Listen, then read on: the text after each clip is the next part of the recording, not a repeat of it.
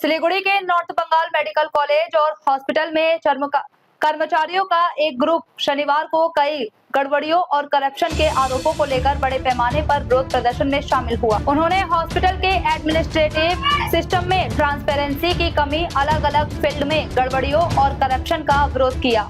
प्रदर्शनकारियों ने अपना गुस्सा दिखाने के लिए विरोध का एक नया तरीका चुना। एक सिंबॉलिक प्रोग्राम के तौर पर उन्होंने एक थेरेपी की, जिसने वहां मौजूद सभी लोगों का ध्यान खींचा।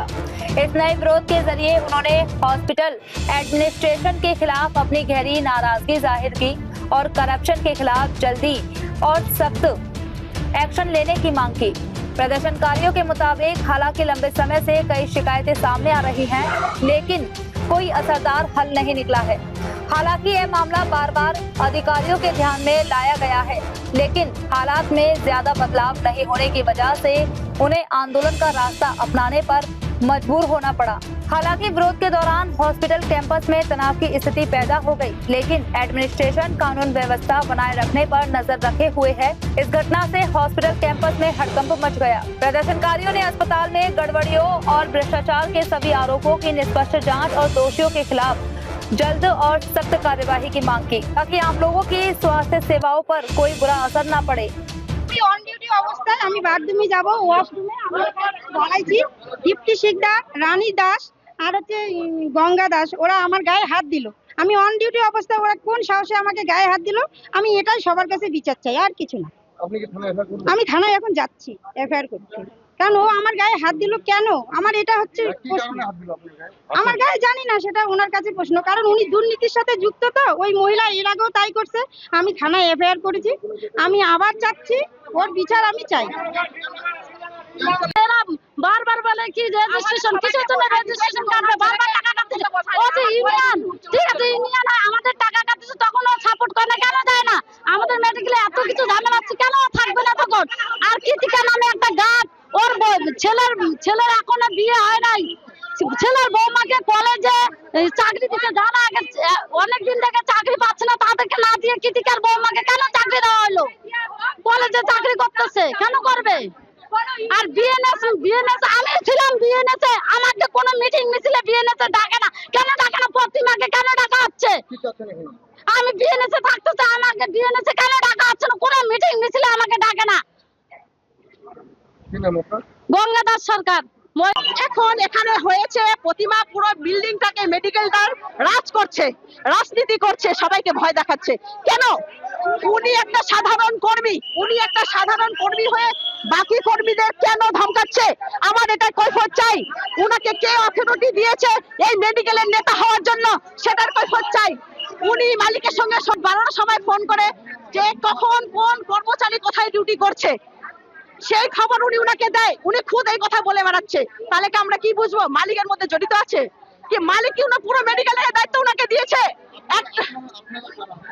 আমরা একটা সাধারণ কর্মী, চুক্তিবিহীন, আমরা মেডিকেলের চুক্তিবিহীন কর্মচারী, সেও চুক্তিবিহীন কর্মচারী। উনার যদি কোনো মিছিল মিছিল থাকে, ডিউটি 2টার পরে উনার মিছিল মিছিল করবে, তাতে আমাদের কোনো আপত্তি নাই। কিন্তু ডিউটি চলাকালীন আমরা যেরকম সাধারণ কর্মী, উনি সেরকম সাধারণ কর্মী। আমরা এটাই চাই, প্রতিমা হটাও, প্রতিমা হটাও। আমাদের বিষয় হচ্ছে এই মেডিকেলটাকে পুরোটা উনার আন্ডারে চলছে, উনার আন্ডারে পুরোটা চলেছে। প্রত্যেকটা স্টাফ আমাকে ফোন করে বলছে, দিদি এই সমস্যা হচ্ছে। আমাকে প্রতিমা ফোন করে বলছে, তুই যদি এটা না করিস তোকে ওখান থেকে সরিয়ে দেবো। তুই আমার সঙ্গে কথা বল, আমি মালিকের সঙ্গে যোগাযোগ করে তোকে ভালো পজিশনে বসিয়ে দেবো। কেন? এই পাওয়ারটা কি করে পেলো? কি করে মালিকের সঙ্গে? আমরা যখন মালিকের কাছে যাচ্ছি, স্যার আমাকে এই পজিশন থেকে অন্য জায়গায় বসানো হোক, কিন্তু মালিক দিচ্ছে না। পুরোনো স্টাফ যারা ছিল, তারা প্রত্যেকটা স্টাফ যে যার জায়গা ছিল সে জায়গা পাচ্ছে না, কিন্তু ইনি তাদেরকে অফার দিচ্ছে, তোমরা আমার সঙ্গে আসো, দীপ্তির পিছনে যাবে না, বা রানী পিসির পিছনে যাবে না, অমুকের পিছনে যাবে না, আমি তোমাদেরকে কাজটা দেবো। কেন? তাহলে মালিকের সঙ্গে তার যোগ আছে, মালিকের সঙ্গে তার সহযোগ আছে। আর উনি বারবার একই প্রশ্ন করেন, বলেন আমাদেরকে, মালিক আমি যেটা বলি সেটাই মালিক করে। আর মালিক ওই কথাটা বলেছে, প্রতিমা যেটা বলবে সেটাই হবে। কেন? আমার কথা পুরনো স্টাফ যারা, তারা এখনো পায়নি, তাদের প্রতিমাকে দিয়ে কাটমানি খেয়ে সে তাদেরকে নতুন নতুন স্টাফকে তার ভালো ভালো পজিশনে বসিয়ে দিয়েছে। কেন হয়নি? ওদের পজিশন পায়নি, তাদেরকে নতুন আর নতুন নতুন যারা ঢুকেছে তাদেরকে ওপিডি ওয়ার্ড এবং ভালো ভালো পজিশন দেওয়া হয়েছে প্রতিমার আন্ডারে। এখানে কাটমানি খায়নি বলুন, এখানে কাটমানি ছাড়াটাই কাজটা হয়নি, কাটমানি খেয়েছে বলে তাই কাজটা হয়েছে। আদার্স কাটমানির দৌলতে, হ্যাঁ না, প্রতিমার দৌলতে কাটমানি দিয়ে মানুষের সঙ্গে যোগ করে তাদেরকে ঢুকিয়ে ভালো ভালো পজিশন দেওয়া হচ্ছে। আমার যে পুরনো স্টাফ গুলো আছে তাদেরকে এখনো জয়েন করানো হয়নি, 1 তারিখে জয়েন করবে বলেছে, ওয়ার্ডে দেবে। ওয়ার্ডে দেওয়ার পরও বলেছে তোমরা কাজ পাবে না। কেন পাবে না? তারা তো আগে থেকে ডিউটি করতো কিনা? তারা ডিউটি করতো, এখন কেন পাবে না? অথচ প্রতিমার আন্ডারে যারা কাটমানিতে ঢুকেছে তারা প্রত্যেকটাই কাজ পাচ্ছে, ভালো পজিশনে বসে আছে। তাদের আইডি নাম্বার দেওয়া হবে না, কেন দেওয়া হবে না সেটার আমার প্রশ্ন। আমার কথা হচ্ছে প্রতিমা এখানে কি ভূমিকা, তাকে কে অথরিটি দিয়েছে? একটা সাধারণ কর্মী, সে সাধারণ ভাবে থাকবে। যদি কোনো ইউনিয়নের লিডার হয়ে থাকে, সে কোনো মিটিং মিছিল করবে, ডিউটি 2টার পরে উনি মিটিং মিছিলে অ্যাটেন্ড হবে, তাতে আমাদের কোনো আপত্তি নাই। আমরা সাধারণ কর্মী, সে সাধারণ কর্মী হিসাবে এখানেও থাকবে, এটাই আমাদের দাবি।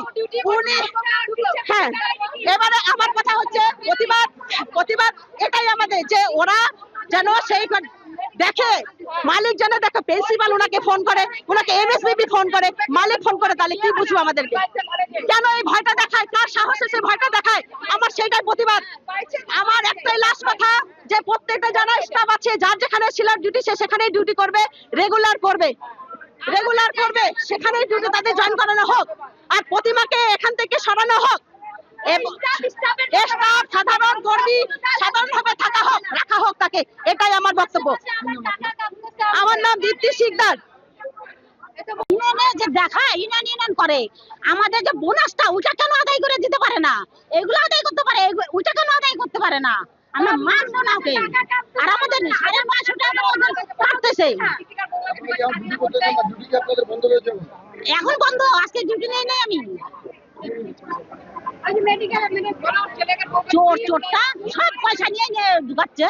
প্রতিমা নামে কোন ইউনিয়ন চলবে না, কোনো চলা হবে না, স্টাফে থাকবে, কোন ইউনিয়ন চলবে না, কোনো ইউনিয়নই চলবে না। 4 তারিখে হলো টিএমসি করে, 4 তারিখের পরে বিজেপি করে।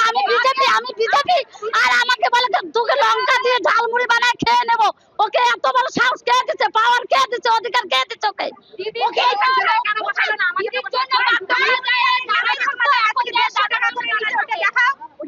সবচেয়ে বড় ব্যাপার কি আমি বলি, মেডিকেলে যারা এখানকার পুরানো বাসিন্দা তারা কিন্তু কাজ পাচ্ছে না। ওনার বাড়ি কোথায়, ঘর কোথায় জানি না, আমরা চিনি না। উনি এখানে এসে ভালো একটা র্যাঙ্কে বসে আছে, উনি কোথা থেকে এসছে? আমরা তো এখানে জন্ম কর্ম আমাদের মেডিকেলে, আমরা তো ওনাকে দেখি না কোনোদিন। উনি কোথা থেকে এলো? ওনাকে তো কোনো চিনি না আমরা, ওনাকে তো আমরা জীবন আসলো কোথা থেকে? উনি 2 দিন ধরে আসে, উনি নেতা হয়ে গেল মেডিকেলে। এখানকার পুরানো লোক নাই, এখানকার লোক নাই, পাবলিক নাই, এখানকার লোকাল লোক নাই। আপনারা দেখেন লোকাল লোক কয়টা আছে, বাইরের লোক কয়টা আছে মেডিকেলের মধ্যে? উনি তো নতুন লোক, এখানে ওনাকে দেখি নাই। উনি এত বড় র্যাঙ্কে যায় কি করে? উনি যায় কি করে এত বড় র্যাঙ্কে? উনি কি মালিকের বউ হয়ে গেছে নাকি এত বড় র্যাঙ্কে চলে যায়? মালিকের বউ হয়ে গেছে, উনি এত বড় র্যাঙ্কে চলে যায়? মানুষকে পড়াশোনা করে নাই, মানুষকে লেখাপড়া কেউ করে নাই, যে উনি এখানে এসে অত বড় র্যাঙ্কে বসে যাবে? কেউ সবসময় শুনি প্রতিমা, সেই জন্য আমি আসছি এখানে দেখতে, যে প্রতিমাটাকে তাকে আজকে দেখবো, প্রতিমাটাকে তাকে দেখবো। আজকে দেখলাম উনি প্রতিমা, উনি কে? ওনাকে মেডিকেল আমরা কোনোদিন দেখি নাই। উনি কি ওনার প্রতিমা বলে কি? আমি সেটাই দেখতে আসছি যে প্রতিমাটাকে। উনি এখানে এসে বসে আছে, উনি ধাক্কা, আমার ওই দিদিটা যে দিদি কথা বলো, ওনাকে ধাক্কা মারছে কেন? ওনার এত পাওয়ার কে দিয়েছে? হ্যাঁ, কে দিয়েছে? পুরানো লোকরা পড়াশোনা কি এখানকার লোকাল লোক করে নাই, লেখাপড়ি করে নাই? প্রতিমা ধাক্কা দিয়েছে ওই দিদি। উনি কোথা থেকে আসছে ওনার কথা আমরা চিনি না। এই মেডিকেল খালি গোলাম চিকনি কাটা, এখানে কি লোক নাই? চিকনি কাটা মেডিকেল মরে, এখানে লোক নাই। ওনার বাড়ি কোথায়? ওনাকে প্রশ্ন করান, দাঁড়ান, ওনাকে প্রশ্ন করান, ওনার বাড়ি কোথায়, ওনার ডকুমেন্টস কি আছে এখানে প্রশ্ন করান। আপনারা ওনাকে ডেকে প্রশ্ন করান যে ওনার ডকুমেন্টসটা কি আছে, ওনাকে দেখান।